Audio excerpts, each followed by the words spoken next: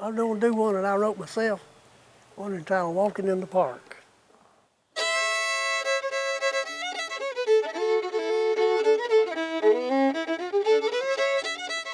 Well, my name is Oscar, my real name, but they call me Red.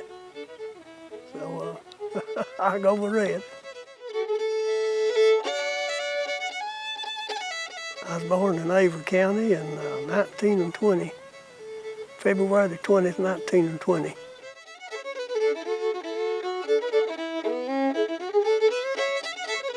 Yeah, I started playing when I was, I don't know, about when I was 10 or 12.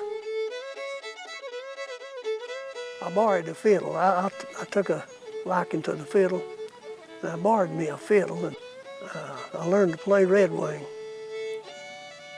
And it took me all day long, but I finally got it where I could play it a little bit. So I guess I kind of drove my mama crazy there for that day.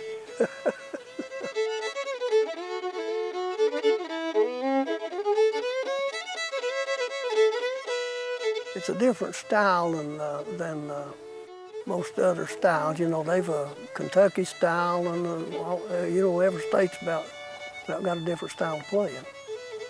But here in the old mountains, we call it Appalachian style.